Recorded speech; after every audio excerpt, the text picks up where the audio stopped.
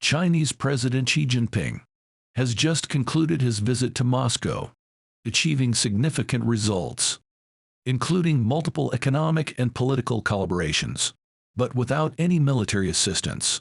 Some people are puzzled as to why China did not provide military aid to Russia to help it win the war in Ukraine.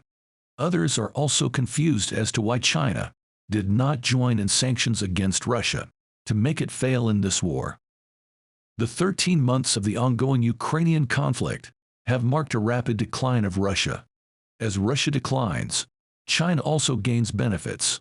Let's take a look at what benefits China has gained from Russia's failure. China has gained many benefits from Russia's failure, the first of which is the elimination of military threats from the north. For thousands of years, the biggest military threat of China has come from the north.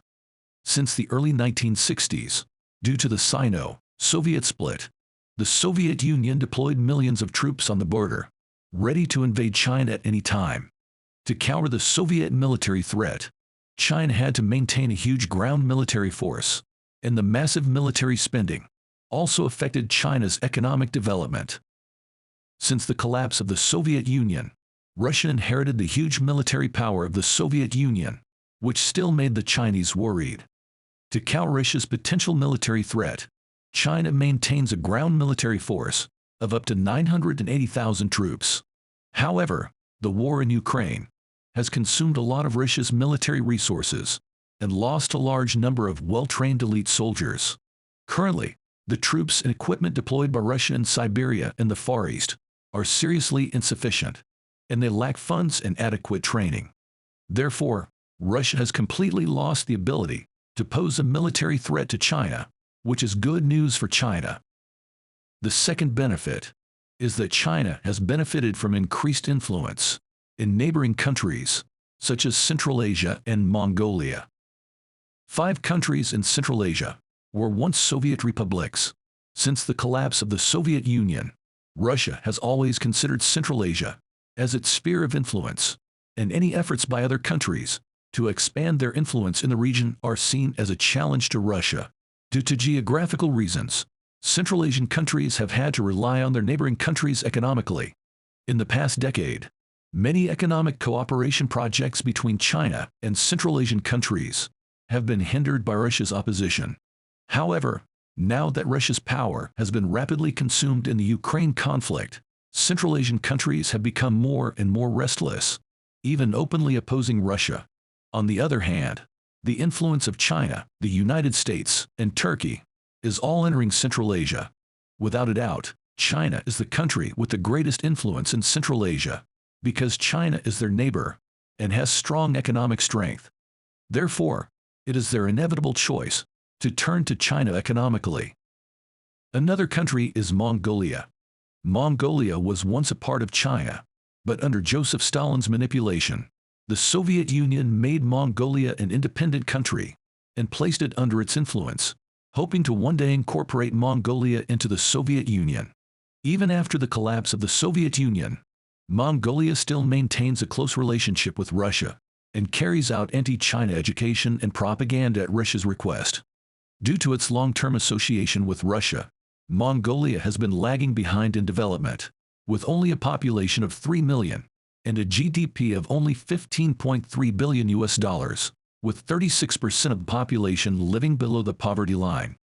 In contrast, Inner Mongolia Autonomous Region in China has a population of 24 million and a GDP of $285 billion. As Russia's power wanes, Mongolia is also seeking broader cooperation with China and starting to embrace Chinese culture. Russia's century-long plan to incorporate Mongolia into its territory has failed. In the coming decades, Mongolia will further integrate into China in terms of economy and culture, and the possibility of it becoming a part of China again cannot be ruled out. The third benefit is economic cooperation in the Far East region. In a joint statement by Xi Jinping and Vladimir Putin, the two countries agreed to cooperate in developing Russia's Far East region.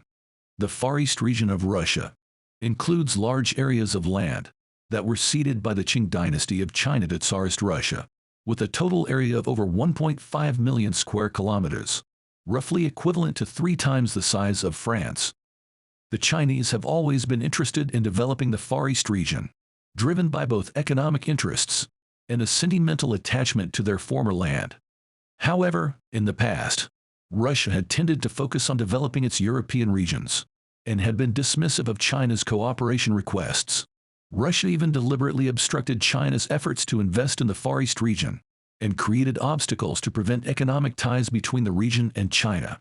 However, with the decline of Russia's power, Russia has had to come to the table to cooperate with China on developing the Far East region. It is expected that the Far East region will become increasingly closer to China in the future. China's Northeast region is adjacent to Russia's Far East region and was the first area in China to achieve industrialization.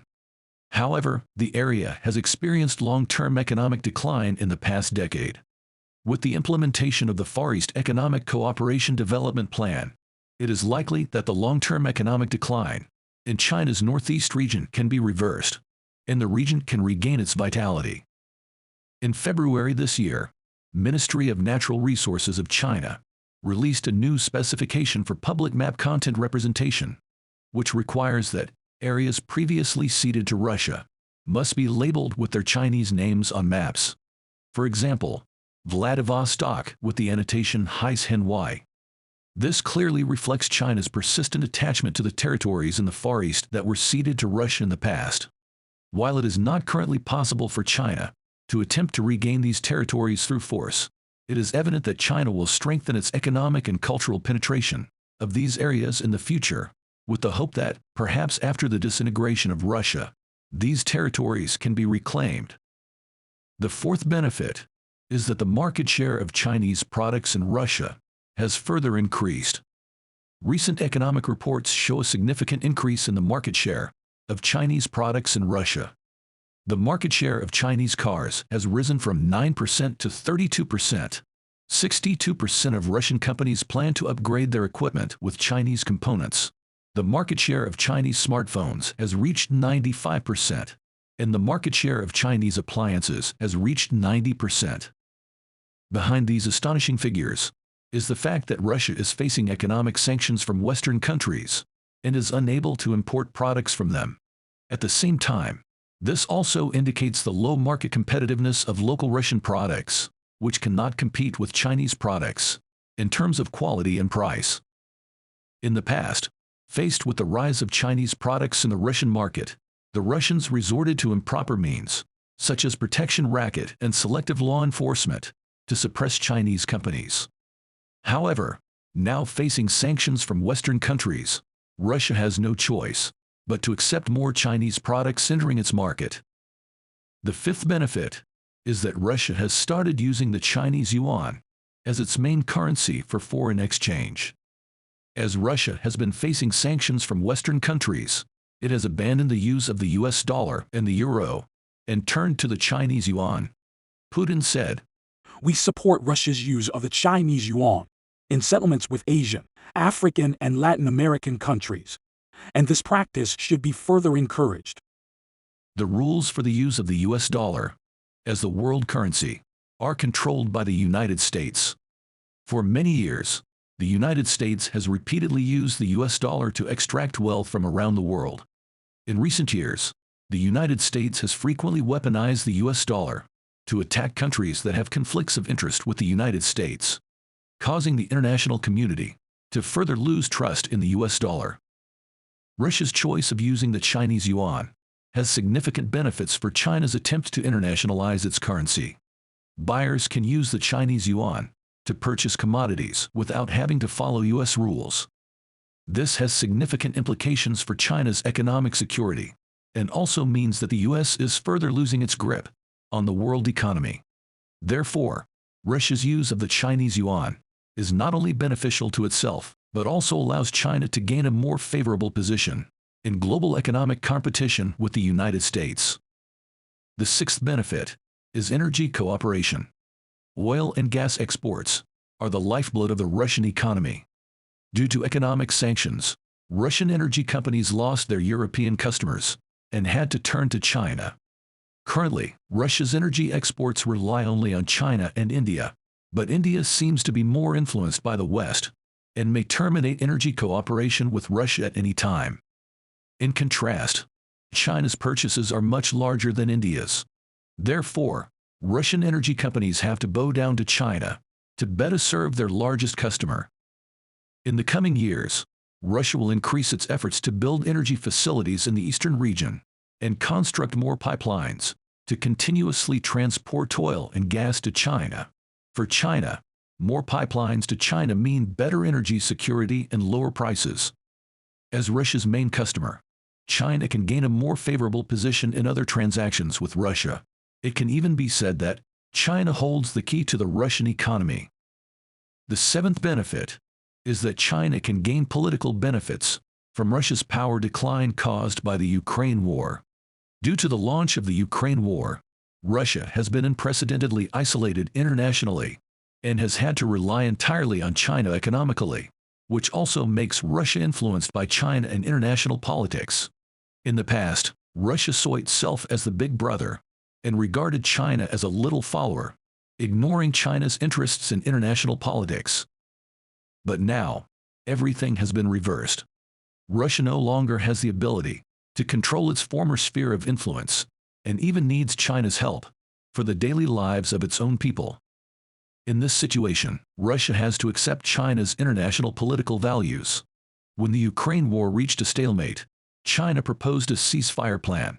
Russia, which was once dismissive of the plan a month ago, now fully accepts the Chinese plan, which is truly surprising, and almost as if a political giant has turned into a political dwarf.